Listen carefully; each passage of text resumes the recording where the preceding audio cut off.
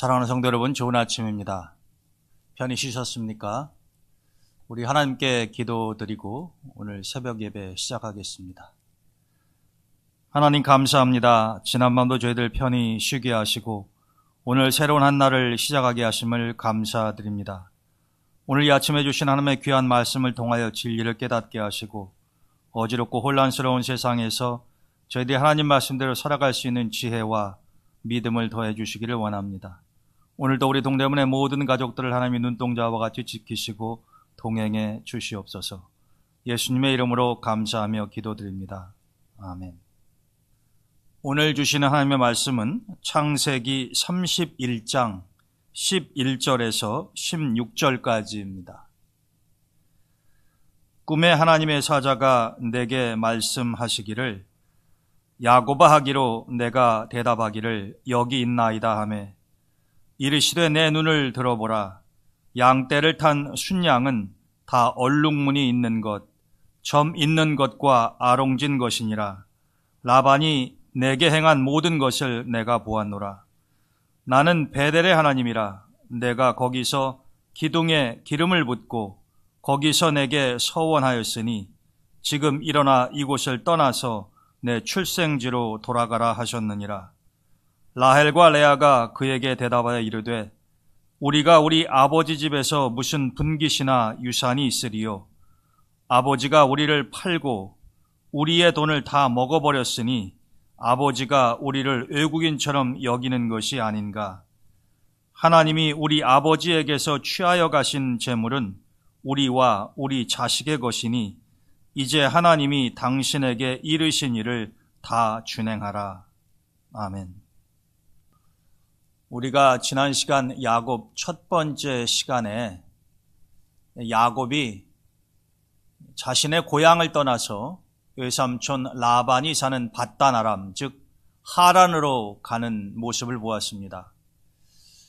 그는 하란으로 향하던 도중에 밤이 깊어서 정확한 위치를 우리가 알 수는 없습니다만 당시에 루스라고 불렸던, 이제는 나중에 그 장소가 베델로 바뀝니다마는 그곳에서 하루를 유숙하게 되었습니다. 그가 돌베개를 베고 자다가 하나님을 만나는 깊은 체험을 했던 것을 우리가 지난번에 보았습니다. 야곱으로서는 태어나서 처음으로 하나님을 깊이 만나는 체험을 했던 것이고, 하나님은 야곱이 조건부 서원을 하기 이전에 미리 내가 너와 함께 할 것이며 너를 지킬 것이며 내가 지금 있는 이 땅을 내 후손들에게 줄 것이며 너를 아버지의 집으로 돌아오게 하겠다, 이렇게 말씀을 하셨습니다. 그 말씀을 들은 야곱은 하나님께 이렇게 서원을 하죠. 이른바 베델의 서원이라고 하는 것입니다. 만일 하나님께서 나의 의식주의 문제를 해결하시고 나와 동행하시며 나를 지키셔서 나를 아버지의 집으로 돌아오게 하시면 하나님께서 나의 하나님이 되실 것이요, 또 내가 이곳에 하나님의 전을 세울 것이며 내가 가지고 있는 것의 10분의 1을 하나님께 드리겠습니다. 이른바 세 가지 약속을 야곱이 하나님에게 한 것입니다. 그렇게 하나님을 만나고 난 이후에 야곱은 외삼촌 라반의 집에 도착을 했습니다. 그리고 어머니 리브가는 야곱에게 형 에서의 화가 풀릴 때까지 잠시 외삼촌 집에 가 있으라고 했지만 결과적으로는 야곱이 외삼촌 라반의 집에서 거의 20년 동안 생활을 하게 됩니다. 신분상으로는 조카였지만 실질적으로 그가 라반의 집에서 사는 모습을 보면 거의 종에 가까운 그러한 삶을 살았다라고 하는 것입니다. 야곱도 몰랐겠죠. 자신이 외삼촌 라반의 집에서 그렇게 오랜 세월 머물면서 또 여러 명의 부인을 얻게 되고 또 자식들도 많이 갖게 된다고 하는 사실을 말입니다. 여러분, 우리 인생이라고 하는 것이 그렇지 않습니까? 우리는 그냥 잠시 머물다 갈 걸로 생각을 했지만 내 계획대로 되지 않는 경우가 많이 있죠. 또 그 사이에 어머니 리브가는 세상을 떠나게 되니 이제 리브가는 사랑하는 아들 야곱을 외삼촌의 집에 보내놓고 다시 보지 못하고 숨을 거두었으니 또 얼마나 많은 아쉬움과 그리움이 남았겠습니까? 또 야곱 역시도 그냥 며칠 후면, 아니 적어도 몇 달 정도 후면 다시 고향으로 돌아갈 수 있을 거다라고 생각을 했을 것이라는 말입니다. 그렇지만 우리 인생이라고 하는 것이 우리의 계획대로 되지 않는 경우가 많이 있죠. 그래서 잠언에 보게 되면은 우리가 길을 계획할지라도 우리의 발걸음을 인도하시며 또 우리가 어떤 계획을 세운다 하더라도 이를 성사시키시는 분은 내가 아니라 하나님이라 이렇게 말씀을 하시는 것입니다. 물론 우리가 계획을 세우고 내가 세운 목표를 이루기 위해서 열심히 노력하는 것이 필요합니다마는 모든 일들이 다 우리가 생각했던 대로 진행되지는 않으니 항상 하나님을 의지하며 하나님 앞에 겸손해야 할 필요가 있다라고 하는 것입니다. 야곱은 외삼촌 라반의 집에서 참 많은 우여곡절을 겪게 됩니다. 결코 평탄하거나 쉬운 삶이 아니었었다라고 하는 것입니다. 그래도 감사하게 그곳에서 사랑하는 여인 라헬을 만나서 라헬을 보면서 기쁨과 위로함을 받고 그가 힘든 시간들을 견뎌냈던 것을 알 수가 있습니다. 그렇게 20여 년의 세월이 흘렀는데 이제 상황이 많이 바뀌게 되었습니다. 외삼촌 라반은 자신의 조카 야곱을 종처럼 부렸지만 그리고 10번씩이나 임금을 주겠다고 이야기하면서 자신이 한 약속을 지키지 않는 그런 행패도 부렸지만 참 묘하게도 이 야곱이 그런 상황 가운데에서 더 번성해 갔다라고 하는 것입니다. 이것은 참 하나님의 은혜가 아니면 설명하기 어려운 그러한 모습입니다. 그런데 어느 날 이런 일이 발생을 했습니다. 야곱이 이 라반의 아들들이 하는 이야기를 듣게 된 것입니다.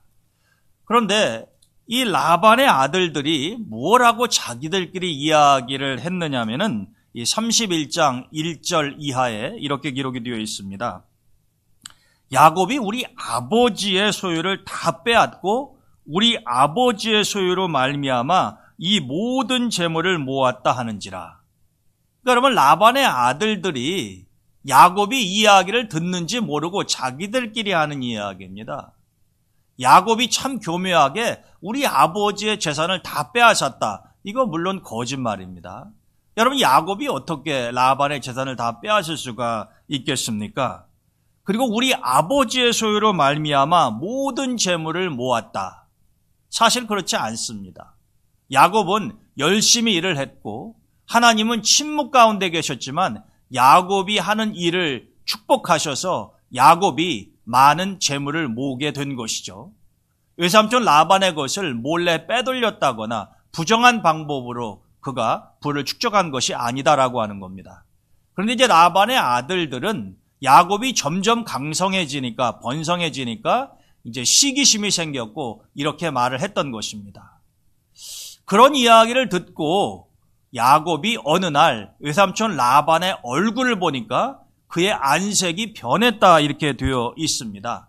라반도 이제는 야곱을 굉장히 싫어하고 시기하고 거리를 두는 모습을 본 것이죠.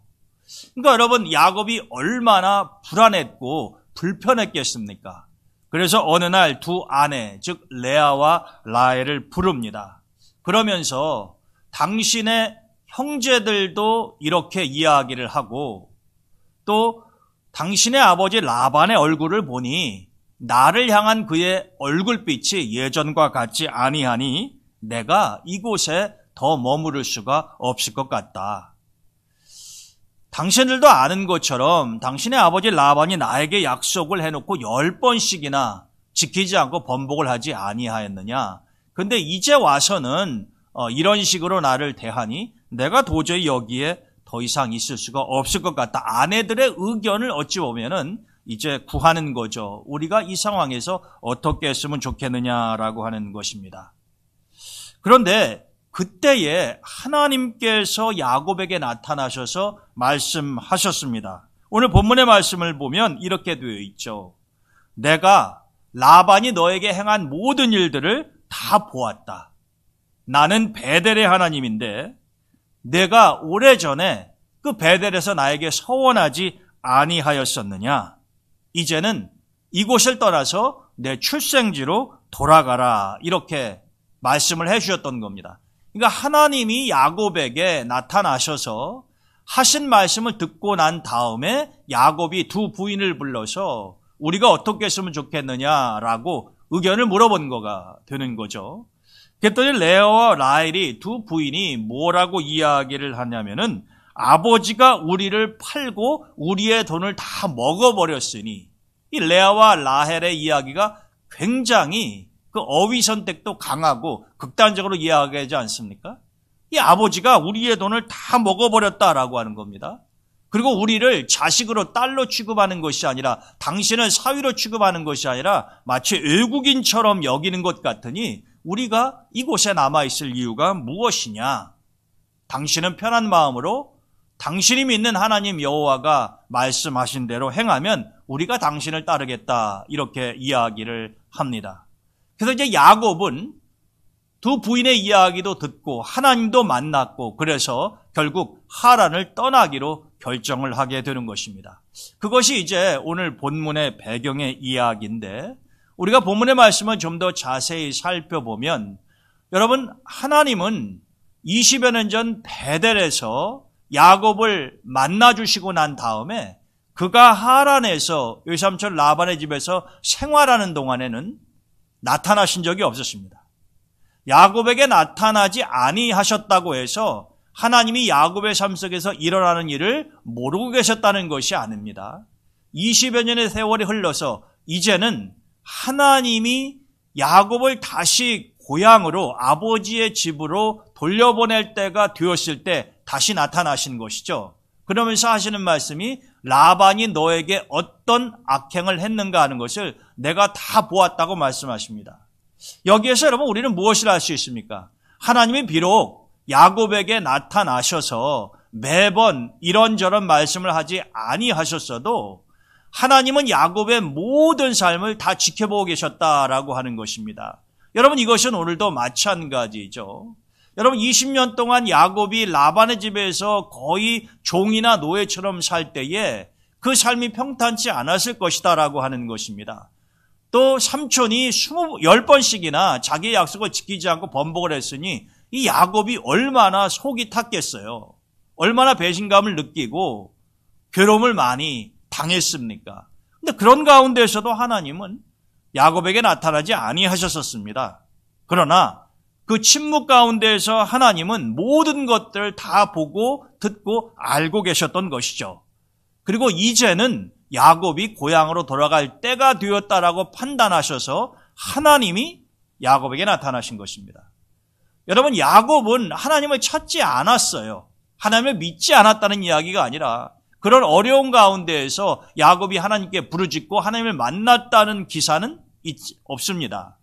그가 20여 년 전 길을 떠나서 하란으로 오던 그 도중에 베델에서 만나고 서원을 했었던 그 하나님을 이제 20여 년 만에 다시 만나게 되는 것이죠. 근데 하나님이 야곱에게 나타나셔서 하는 말씀 가운데 오늘 설교 제목이기도 합니다만은 이렇게 말씀하세요. 나는 베델의 하나님이라. 여러분, 야곱이 이 말씀을 들었을 때에 자기가 20년 전에 처음으로 하나님을 만났었던 베델을 기억했을까요? 지난 20년 동안 야곱은 자신이 베델에서 하나님을 만났고 그때 어떤 서원을 했던가 하는 것을 기억하고 있었을까요? 우리는 알 수 없습니다. 성경에는 야곱이 기억하고 있었는지 그렇지 않은지 기록이 존재하지 않기 때문에. 근데 분명한 것은 야곱은 잊었을는지 몰라도 하나님은 기억하고 계셨다는 거죠. 그래서 이렇게 말씀하시는 겁니다. 나는 베델의 하나님이라. 여러분, 하나님은 야곱을 베델에서 만나주셨던 일, 그리고 야곱이 하나님을 만나고 하나님께 했었던 세 가지 서원을 기쁘게 받으셨던 것 같습니다. 그래서 하나님은 기억하고 계셨고 지금 야곱에게 다시 나타나셔서 말씀하시는 것입니다. 나는 베델의 하나님이라. 여러분, 야곱이 하나님에게 약속했던 세 가지, 이것을 다 지켰을까요? 우리가 나중에 보겠습니다마는 야곱이 다시 베델로 돌아가서 그곳에 단을 쌓기는 합니다. 그러나 그곳에 자신이 이야기했던 것처럼 그곳을 하나님의 집으로 삼아서 성전을 건축을 한다던가, 아니면 자신이 가지고 있던 10의 1조를 하나님께 약속한 대로 드렸다라고 하는 기록은 존재하지 않습니다. 그러나 야곱이 어찌했든지 간에 하나님께서는 자신이 말씀하신 것을 신실하게 지켜나가시는 거죠. 야곱이 하란으로 가던 도중에 내가 훗날 너를 다시 고향으로, 즉 아버지의 집으로 돌아오게 하겠다라고 하셨던 그 말씀, 그것을 지금 하나님은 이루고 계신다라고 하는 것입니다. 오늘 우리는 야곱이 라반의 집에서 지내는 20년 동안 일어났던 일들을 생각해 보면서 이러한 교훈을 깨달을 수가 있습니다. 첫째는 하나님이 지키시는 사람은 누구도 이길 수 없다라고 하는 것입니다. 여러분, 사실 야곱은 빈손으로 라반의 집에 왔습니다. 무슨 경황이 있었겠어요? 형 에서의 눈길을 피해서 도망가다시피 외삼촌 라반의 집으로 왔으니, 또 그곳에 잠시만 머물러 있으라고 어머니가 말씀하셨으니 무슨 20년 동안이나 살 걸로 생각하고 준비를 제대로 하고 왔겠느냐라고 하는 것입니다. 거의 빈손으로 도착을 했을 것이란 말입니다. 그래서 그곳에서 외삼촌 라반의 거의 종처럼 아주 밑바닥에서부터 힘들게 생활하지 않았습니까? 그리고 삼촌이 약속을 지키지도 않았어요. 또 이제는 사촌들, 즉 라반의 아들들의 시기와 질투도 받습니다. 여러분, 약속을 10번이나 번복하면서 월급도 제대로 주지 않았으니 야곱이 무슨 부를 축적할 수가 있겠습니까? 어쩌면 외삼촌 라반은 그렇게 야곱을 핍박하고 힘들게 하면 야곱이 무너지고 주저앉을 줄로 생각했을는지 모릅니다. 그런데 놀라운 것은 이 야곱이 이 창세기 29장에서 31장까지를 읽어보게 되면은 야곱이 많은 양과 염소를 얻게 되고 거부가 되게 되죠. 또 2명의 부인과 2명의 그 시녀들까지 아내로 해서 4명의 아내를 통해서 11명의 아들과 딸 1명을 낳지 않습니까? 아무것도 없이 빈손으로 왔었던 야곱이 20여 년 세월이 흐르면서 이렇게 풍족한 것을 갖게 되었다라고 하는 것입니다. 누구의 은혜일까요? 하나님의 도우심입니다. 여러분, 주변에서 사실 야곱을 도와줬던 사람은 없어요. 외삼촌 라반마저도 그렇게 하지 않았습니다. 그러나 하나님이 약속하셨던 것처럼 내가 너와 함께 할 것이며 너를 지킬 것이며 반드시 내가 너를 아버지의 집, 즉 고향집으로 돌아오게 해주겠다라고 약속하셨기 때문에 하나님께서는 야곱에게 직접 나타나셔서 말씀하지 않으셔도 무언의 침묵 가운데 야곱을 지키시고 돌보아 주셨단 말입니다. 그래서 라반이 어떠한 치사하고 유치한 방법으로 야곱을 괴롭게 한다고 하더라도 결코 야곱을 이길 수가 없게 된 것입니다. 나중에는 야곱이 가진 것이 라반이 가진 것보다 더 많아졌기 때문에 라반의 아들들도 야곱을 시기하고 이렇게 엉뚱한 이야기를 했었던 것입니다. 여러분, 지금도 마찬가지입니다. 야곱의 하나님은 아브라함과 이삭의 하나님이셨었죠. 그런데 그 아브라함과 이삭과 야곱의 하나님은 오늘날 모든 믿는 성도들의 하나님이시자 아버지이시다라고 하는 것입니다. 우리가 육체적으로 혈통적으로 아무런 관계가 없는 아브라함을 믿음의 조상이라고 말하는 것이 바로 아브라함이 믿었던 그 하나님이 우리의 하나님 되시기 때문에 그렇다라고 하는 것입니다. 그러면 아브라함과 이삭과 야곱을 지키시고 동행하시며 보호해 주셨던 그 하나님이 오늘 우리에게도 똑같이 역사하신다라고 하는 것을 믿어야 된다라고 하는 것입니다. 라반을 포함해서 그 누구도 야곱을 해할 수 없었던 것처럼 하나님이 지키시고 하나님이 동행하시는 사람은 누구도 이길 수 없다라고 하는 것을 야곱의 삶을 통해서 우리가 확인할 수가 있는 것입니다. 두 번째로는 여러분, 이 라반의 집에 머무르는 동안에 이 야곱만 거부가 된 것이 아닙니다. 창세기 30장 30절에 보게 되면은 야곱이 외삼촌 라반한테 이렇게 이야기를 하는 장면이 있습니다. 삼촌, 내가 이 집에 오기 전에는 외삼촌의 소유가 적더니 이제는 번성하여 때를 이루었으니 내 발이 이르는 곳마다 여호와께서 외삼촌에게 복을 주셨나이다. 그러나 나는 언제나 내 집을 세우리이까. 여러분, 참 이 야곱이 외삼촌에게 하는 이야기를 들어보면은 너무나도 안타깝고 가슴 아픈 장면이라고 볼 수가 있어요. 왜냐하면 야곱이 정말로 뼈 빠지게 열심히 일을 해서 자기가 왔을 때보다 외삼촌 라반의 집안이 훨씬 더 번성하고 풍성하게 되었다라고 하는 것입니다. 그런데 야곱은 그것을 하나님에게 돌리게 되죠. 내 발이 이르는 곳마다 여호와께서 외삼촌에게 복을 주셔서 이렇게 번성케 됐다라고 하는 것입니다. 그러니까 하나님이 자기를 통해서 외삼촌 라반의 집이 번성하게 되었는데, 이때만 하더라도 외삼촌 라반의 집은 번성하였지만 야곱은 가진 것이 없었어요.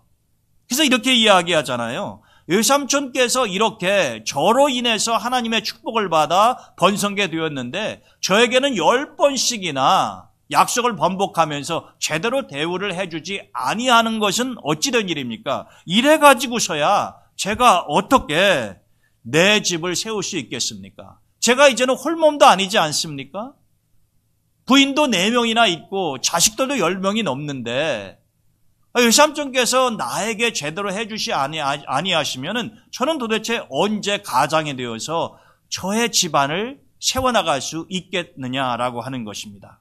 그런데도 외삼촌 라반은 전혀 아랑곳하지 않았다라고 하는 거죠. 여러분, 이 장면을 통해서 우리가 무엇을 알 수 있느냐 하면은 야곱은 라반의 집에 와서 복의 통로가 되었다라고 하는 거죠. 야곱은 분명히 말하지 않습니까? 하나님께서 나로 인해서 내 발이 가는 곳마다 하나님이 당신의 집을 축복하셔서 이렇게 번성케 되었다라고 말입니다. 즉 야곱이 그 집에 오지 않았었다고 한다면, 야곱이 복의 통로로 사용되지 않았었다고 한다면은 라반의 집이 그렇게 번성해질 수 없었다는 이야기가 되는 것이죠. 여러분, 우리 동대문교회 성도 여러분들은 제가 자주 강조했었던 말, 하나님을 믿는 성도들은 어디에서 살든지 간에 무슨 일을 하든지 간에 아브라함처럼 복의 통로가 되어야 된다라고 제가 말씀을 드렸습니다. 여러분, 이것이 아름다운 삶 아니겠습니까? 내가 어디에 있든 나로 인해서 주변 사람들이 번성케 되고 더 잘 된다고 한다면 그것은 감사하고 아름다운 일이 아니겠느냐 말입니다. 내가 있는 곳마다 나로 인해서 주변 사람들이 고통을 받고 그 삶이 더 어려워지고 형편이 복잡해진다고 한다면 그것은 결단코 아름다운 삶이라고 말할 수 없다는 것이죠. 그래서 여러분, 아브라함, 이삭, 야곱에 이르기까지 하나님이 아브라함을 부르셨을 때 내가 너로 하여금 복의 통로가 되게 하시겠다고 했던 그 말씀대로 그의 후손들이 계속 복의 통로로서의 삶을 살지 않습니까? 오늘 야곱이 비록 종과 같은 모습으로 라반의 집에 거했지만 하나님께서는 이 라반의 집을 축복하시는 가운데에 야곱을 그 통로로 쓰신다라고 하는 것이죠. 여러분, 그래서 우리들도 이 야곱의 모습처럼 내가 곤고한 상황 가운데 있든지 어떠한 형편과 처지 가운데 있든지 우리가 이 복의 통로로서의 삶을 살아야 되겠다라고 하는 것입니다. 세 번째로는 하나님이 야곱에게 나는 베델의 하나님이라 이렇게 말씀하셨던 이유는 야곱은 기억을 못했을지 몰라도 또 지키지 않았을는지 몰라도 하나님께서는 야곱의 소원을 기쁘게 받으셨다라고 하는 것입니다. 여러분, 베델이 어떤 장소입니까? 야곱이 조건부 서원을 하기 이전에 먼저 하나님이 약속하신 장소 아닙니까? 이 베델은 약속의 장소예요. 하나님이 먼저 약속을 하셨고 또 야곱이 약속을 한 장소 아닙니까? 하나님이 약속하셨어요. 내가 반드시 너와 함께하며 너를 지켜주겠다. 그리고 너를 고향으로 보내주겠다. 훗날 하나님께서는 자신이 약속하신 것을 신실하게 지키지 아니하십니까? 하나님이 먼저 약속을 하셨고 야곱의 입장에서는 하나님의 약속을 받은 장소가 되는 것이죠. 또 하나님의 말씀을 듣고 난 이후에 야곱이 비록 조건부 약속이기는 합니다마는 하나님이 나에게 이런 것을 해주시면 내가 이렇게 하나님께 세 가지를 꼭 지킬 것을 약속합니다. 하나님께 약속을 드린 장소라 하는 것입니다. 근데 여러분, 하나님은 이 야곱의 서원을 기뻐하셨어요. 그래서 말씀하시기를 나는 아브라함의 하나님이요 이삭의 하나님이라 그런 표현을 쓰시지 아니하시고 나는 내가 처음으로 나를 깊이게 만났었던 그 베델의 하나님이다 이렇게 말씀하시는 것이죠. 베델은 하나님의 집이다라고 하는 의미입니다만은 이 베델은 약속의 장소이기도 한 것이죠. 여러분, 하나님이 우리에게 약속하신 것을 신실하게 지키시는 것처럼 우리의 삶도 내가 무엇이 되었든지 간에 하나님에게 약속한 것, 대부분 우리가 서원이라고 하는 것은 내가 다급할 때 하지 않습니까? 내가 절실할 때 하잖아요. 그런데 좀 형편이 나아지고 어려운 시기가 지나가고 나면은 하나님에게까지 했던 약속마저 잊어버리거나 또 신실하게 지키지 않는 경우가 있지 않습니까? 하나님의 신실하심에 비하면 우리의 신실하지 못함이 두드러지게 나타날 때가 많이 있다라고 하는 것이죠. 결코 아름다운 모습, 바람직한 모습은 아니라 생각이 됩니다.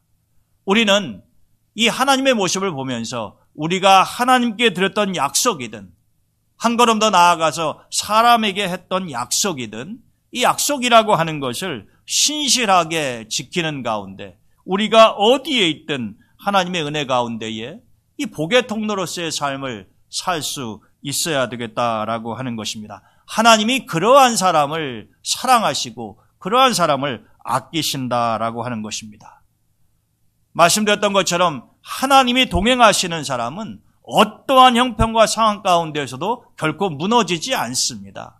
여러분, 야곱이 아무것도 가지고 오지 않은 빈손이었었지만은 훗날 하란의 외삼촌의 집을 떠날 때에 그는 모든 것을 풍족하게 가진 상황으로 바뀌게 되었습니다.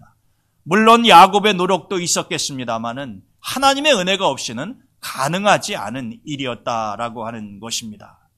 우리가 코로나19를 포함을 해서 여러 가지로 많은 어려움과 환난 가운데 처할 때가 있지 않습니까? 정말로 앞이 보이지 않고 캄캄할 때가 있을 수 있다는 거예요. 내 힘으로는 도대체 어떻게 다시 일어나서 걸어야 될지 가늠하기 어려운 그런 상황에 처할 수도 있다라고 하는 것입니다. 여러분, 야곱도 별반 다르지 않았어요.